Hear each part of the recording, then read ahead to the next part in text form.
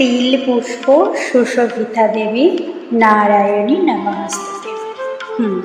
দেবী লক্ষ্মী মাতা তিলের খুব বড় ভক্ত। তিল ফুল তার প্রিয়, তিলের নাড়ু তার সবচেয়ে বেশি প্রিয়। নমস্কার প্রিয় দর্শক, কেমন আছেন সবাই?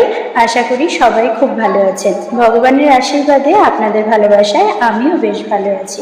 কাব্য কেয়ার ডেইলি ব্লগের নতুন আরেকটি ভিডিওতে আমি আপনাদের আজও আবার স্বাগত জানাই।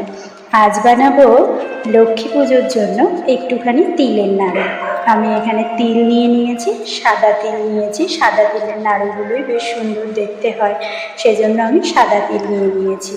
তিলগুলো নিয়ে শুকনো কড়াইতে একটু সুন্দর করে আগে থেকে ভেজে নিতে হবে।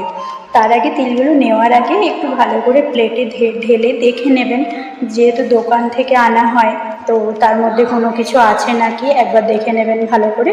নিয়ে কড়াই বসিয়ে কড়াইতে শুকনো খোলায় সুন্দর করে তিলগুলোকে ভেজে নেবেন। দেখবেন তিলে যেন কালার না এসে যায়, বেশ একটা সুন্দর ভাজা গন্ধ বেরোলে তবে তিলগুলোকে নামিয়ে নেবেন।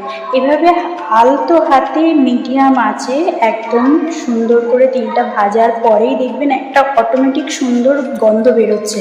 যখনই গন্ধটা বেরোতে শুরু করবে তখনই কিন্তু তিলটা নামিয়ে নেবেন, মানে একদম যেন লাল না হয়ে যায়। লাল হয়ে গেলে আবার অন্যরকম দেখতে লাগে বা একটু তেতো ভাবও চলে আসতে পারে।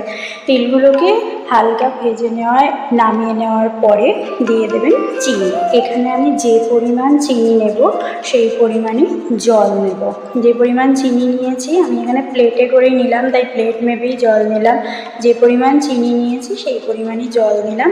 চিনি এবং জলটা যখন ফুটতে শুরু করেছে ওর মধ্যে আমি দুটো এলাচকে ফাটিয়ে দিয়ে দেবো। আপনারা চাইলে এলাচটা নাও দিতে পারেন, একটা সুন্দর সুগন্ধির জন্য আমি এলাচটা দিচ্ছি। তো দেখুন আমার চিনির শিরা একদম রেডি হয়ে গেছে। চিনির শিরাটা যখন একদম প্রস্তুত হয়ে যাবে, এই দেখুন ঘনত্বটা দেখে নিন। এরকম যখন চিনির শিরাটা রেডি হয়ে যাবে, ভাজা তিলগুলোকে আস্তে আস্তে দেবেন আর নাড়তে থাকবেন। তিল দেবেন আর নাড়তে থাকবেন যেন একদম জমাট বেঁধে না যায়।